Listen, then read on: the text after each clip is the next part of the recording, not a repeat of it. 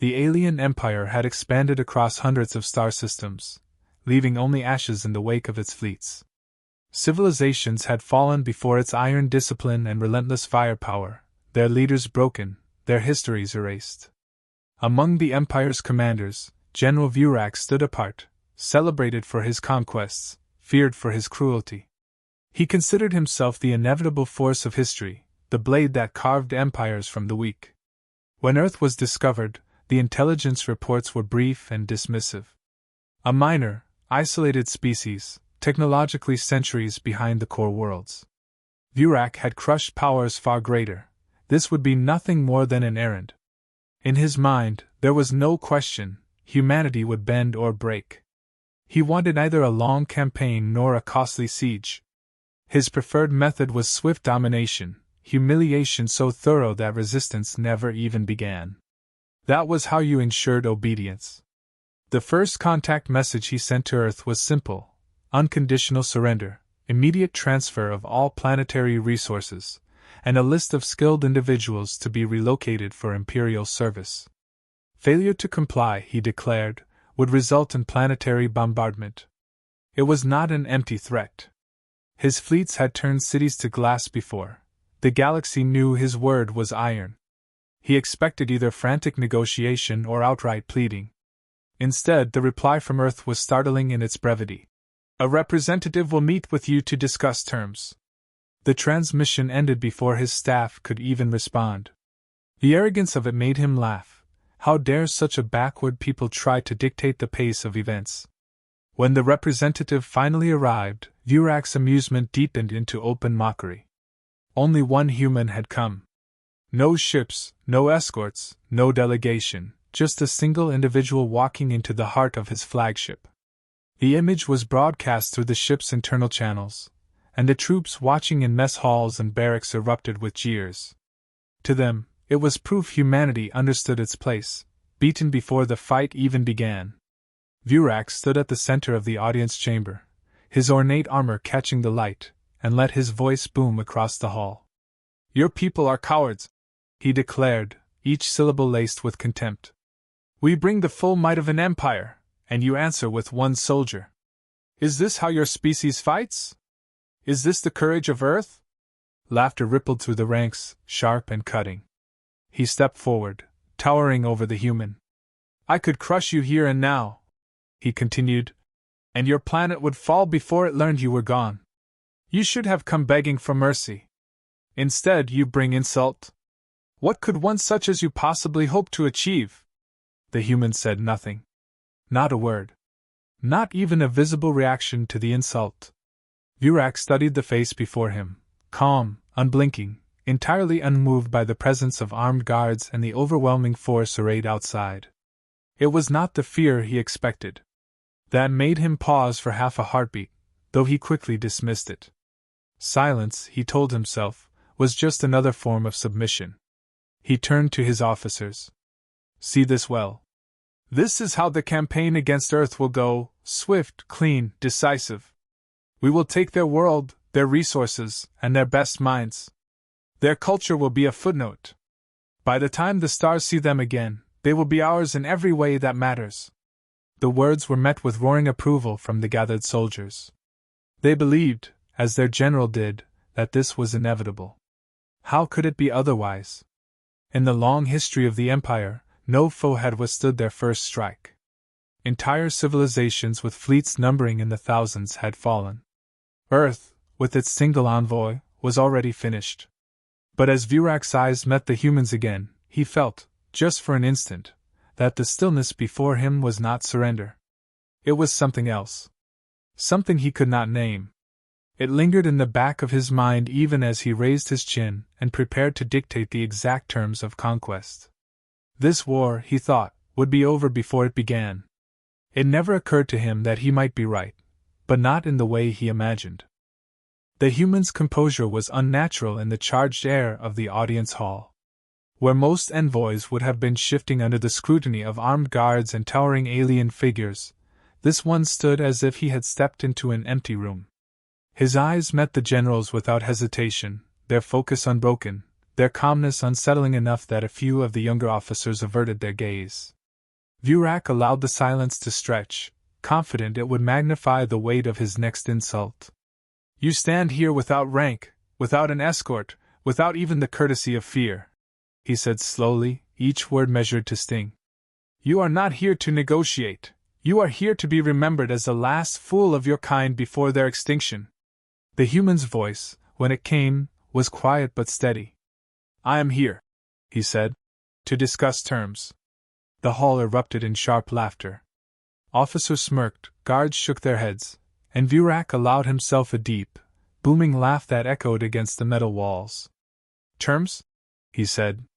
Your species has no position from which to speak terms. You are surrounded by an armada that has never been defeated.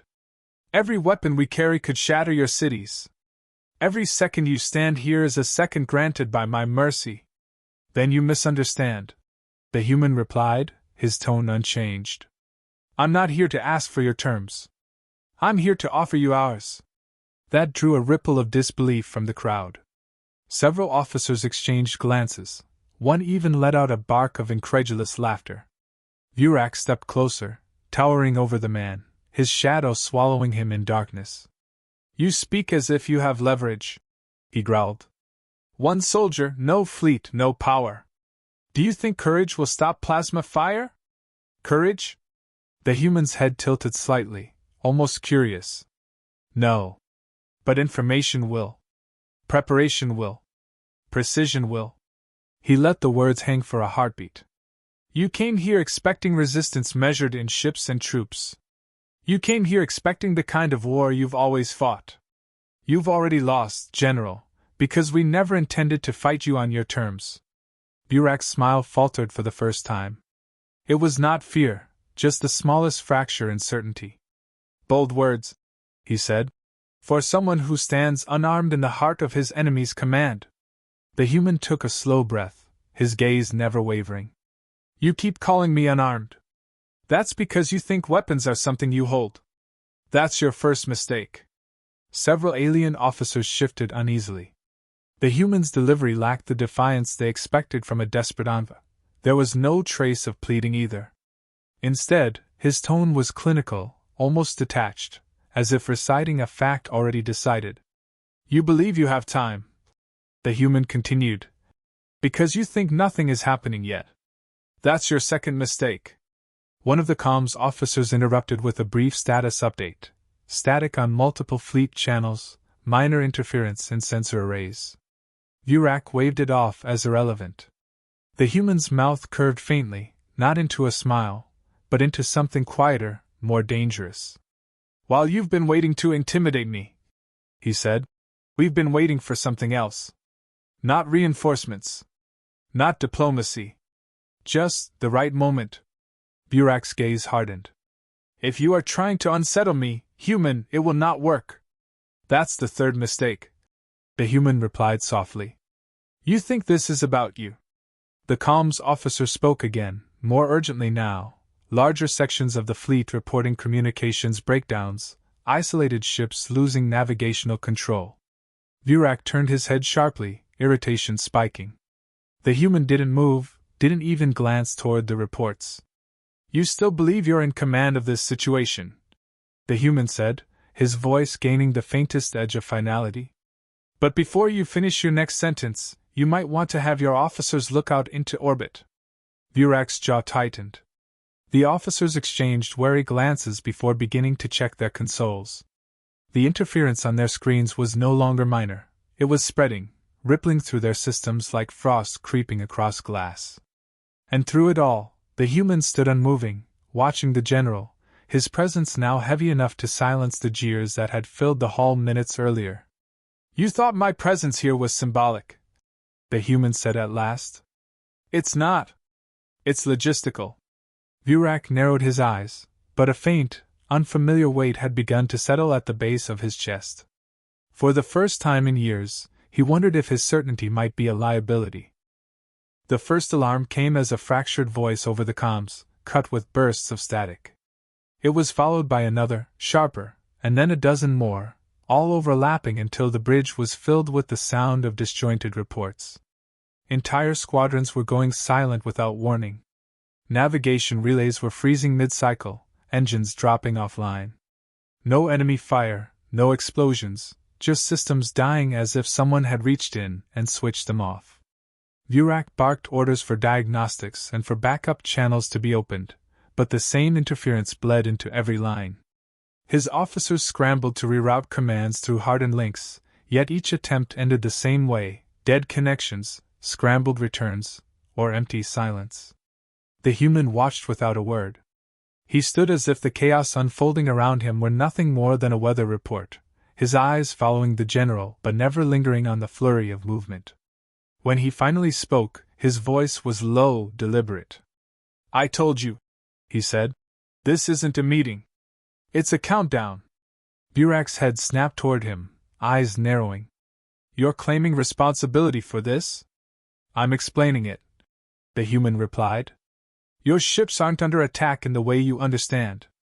They're being switched off. One by one. Quietly. Precisely."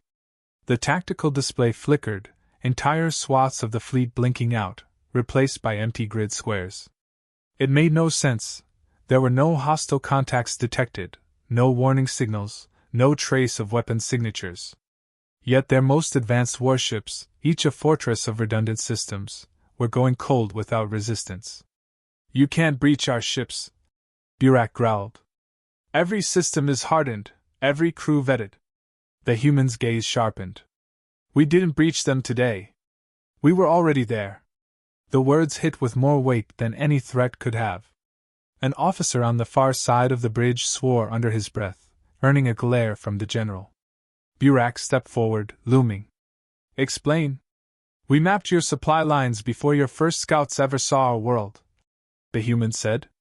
"We learned your patrol schedules, your encryption habits, your maintenance patterns. You think your fleets are impregnable because no one's ever made it inside. You never asked whether someone was already inside before they left dock." The bridge shuddered, not from impact, but from the sudden, absolute loss of connection to their outer defense perimeter. Red status icons bloomed across the main display, each tagged with the same terse message: "Command unavailable." One of the senior officers turned, face tight. "General, auxiliary fleets are unresponsive. All relay stations along the rim are offline." Burak's voice rose like a whip. "Get me visual on the nearest groups still intact." The feed that flickered to life was hazy, distorted by interference, but clear enough to see what was happening. Ships drifted in perfect formation, not damaged, but eerily inert. Emergency lights glowed faintly along their hulls, while maintenance hatches yawned open into the void. Tiny, dark shapes, too small to be ships, moved along their surfaces, cutting into key junctions with surgical precision. The human glanced at the feed as if confirming something on a checklist. "Orbital boarding units," he said quietly. "Autonomous, low signature, already embedded in your supply halls weeks ago. The moment your fleet dropped into position around our system, they woke up." Burak's fist tightened. "Why haven't my crews fought back?" "They are," the human said. "It's just not a fight they can win. Every strike team knows exactly where to go, what to cut, and in what sequence. It doesn't matter if your weapons are armed when your engines are frozen and your targeting is blind." The main display lost another dozen ships. Officers' voices rose in overlapping urgency, none with solutions. Panic was beginning to seep into their words. Burak's voice hardened to steel. "You think this changes anything? You have no fleet, no empire, no numbers to match ours." The human's reply was almost too soft to hear. "Numbers aren't the game we're playing." Another feed appeared, this one from deeper within the fleet. It showed a battleship's bridge, lights flickering, crew struggling to restart systems. Then, without warning, the entire forward viewport went black, not shattered, just sealed from the inside, a last act before the cameras cut to static. The human stepped forward, his gaze locking on Burak's. "When you arrived, you thought you were surrounding us. All you've really done is walk into our perimeter." And somewhere in the deep silence between alarms, the general began to understand what those calm eyes had meant from the very beginning. Vurak's pride was a wall he had never seen breached, and even now, with his fleet vanishing from the tactical grid, he clung to it as if it were a weapon. He straightened, his voice cutting through the noise with force. Initiate planetary strike protocols. Show them what defiance costs. The order should have unleashed a storm, but nothing happened. Crew members worked frantically, bypassing safeguards, attempting manual overrides, yet the firing systems remained dead. No weapon signatures, no energy buildup, just silent, unresponsive consoles. The human's voice broke the moment. You're trying to order weapons that no longer belong to you. Vurak turned sharply, eyes narrowing. Explain yourself. They're still here, the human said. But they're ours now. Engines, shields, targeting, weapons, all under our control. You don't have a fleet, General. You have debris waiting for permission to fall apart. A heavy silence spread across the bridge, broken only by the beeps of failing systems. Some of the officers kept their eyes on their workstations, but others were beginning to look at the human with a mixture of disbelief and dread. Vurak's temper snapped. In a sudden movement, he stepped down from his command dais, closing the space between them in long, armored strides. His intent was clear. If words could not intimidate, perhaps the sight of imminent violence could. But before he could raise a hand, a projection bloomed to life between them, its cold light cutting across the chamber. It was not a single image, but dozens, worlds scattered across the Empire's territory, each one ringed with faint, geometric shadows. On closer inspection, they were human in origin, satellites, stealth craft, and ground infiltration units, all in position, all watching. Vurak froze mid-step. His mind raced to calculate how such a network could exist without detection. The human gave him no time to form an answer. You thought this war began when your ships entered our system, he said. It didn't. For us, it began the day we learned you existed. Every movement you've made since then has been within a map we drew. The images shifted, now showing military depots, strategic command centers, and deep space relays, all marked in red. The meaning was impossible to miss. They were targets already claimed. You could fire on Earth right now, the human continued, and maybe you'd land a blow. But in the same moment, your empire would vanish in coordinated silence. We don't fight to win battles, General. We fight to erase the possibility of them. An officer spoke up, voice edged with fear. General, if this is accurate, it's propaganda. Vurak cut in sharply, but even he could hear the crack in his tone. The human's eyes didn't leave his. You think I came here to threaten you? Threats leave room for doubt. This is a conclusion. You can't save your fleet. You can't secure your worlds. And every second you hesitate, you lose more than you realize. For the first time, some of the officers looked to one another rather than their commander. Loyalty wavered when survival became uncertain, and the silence between them carried that truth. The human's voice dropped, heavy and deliberate. Surrender, and your people will live to rebuild. Refuse, and history will remember this as the day your empire ceased to exist. Vurak's jaw clenched. His pride demanded defiance, yet every instinct screamed at him that this was no bluff. He had faced overwhelming odds before, but this was different. There was no battlefield, no enemy formation to counter. There was only control, already taken from him. The human lifted a small device from his belt and pressed it once. Across the tactical display, the remaining ships in orbit lit with red indicators before blooming into perfectly synchronized bursts. Not uncontrolled detonations, but deliberate, measured disassemblies, hulls splitting cleanly, cores vented into space, leaving nothing salvageable. The chamber fell utterly still. The fleet was gone. The Empire's most powerful weapon was nothing more than drifting wreckage. The human spoke one final sentence, his tone as level as it had been from the moment he arrived. This is the last time Earth will have to repeat itself. Vurak said nothing. For the first time in his long career, he had no order to give. Vurak stood amid the quiet wreckage of his authority, the glow of the tactical display casting his armor in pale light. His hands, once steady with command, now curled into fists not from anger alone but from the weight of realization. There was no recovery, no hidden reinforcement waiting beyond the system's edge. The war he had promised his people would be swift and glorious had not only failed to begin, it had been dismantled before it could exist. The human stepped forward, his pace unhurried, voice even. Now you understand why only one of us came. You assumed it was weakness. In truth, it was efficiency. We don't send armies where conclusions will do. He stopped within a few paces, his gaze fixed on the general. Your species values overwhelming presence. Ours values the absence of need.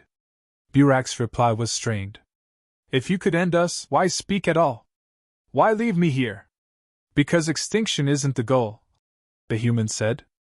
We've studied the galaxy. We know empires collapse, and the survivors scatter. They rebuild. They seek revenge. We don't want your vengeance, General. We want your memory of this moment to endure. That will be enough to keep you from our borders for generations. Around them, the officers stood in uneasy silence. None dared interrupt, for every word carried the weight of a verdict. The human's tone shifted, not to threat but to certainty. From this point forward, you will not send scouts, you will not test our perimeter, and you will not speak of us as prey. You will tell your people what happened here, exactly as it happened. That is your only term of survival.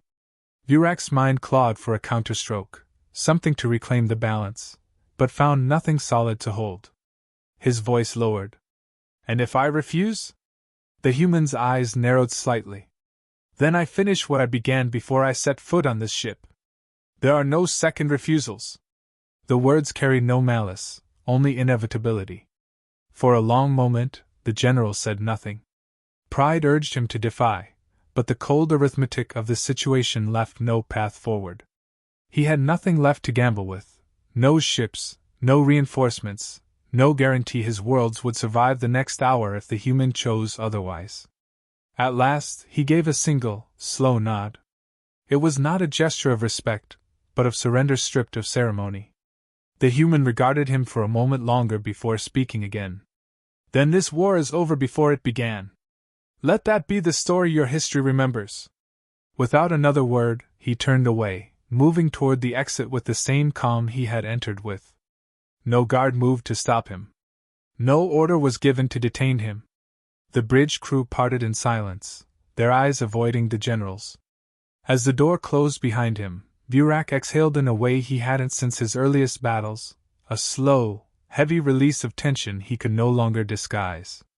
The room felt colder. Every officer present knew they had witnessed something that would haunt their service records and shape the Empire's policies for decades. In the days that followed, the message was transmitted across Imperial space. The surrender was framed not as a loss of honor but as a necessary act to ensure survival. Yet no matter how the official narrative softened the truth, the soldiers who had stood in that chamber remembered the unarmed figure who had spoken with such finality. Over the years, parents told their children this story, not as propaganda, but as warning. The tale of the day a single human walked into the heart of the Empire's might, and walked out without a scratch, leaving behind only wreckage and the promise that Earth's silence was never weakness. Burak, in his private thoughts, replayed the final words again and again. We send conclusions. He came to understand that it was not arrogance, but an absolute statement of method. They had not fought him because they had never needed to. And in that truth lay a deeper humiliation than any defeat on a battlefield could offer. The galaxy did not forget. And Earth was never tested by the Empire again.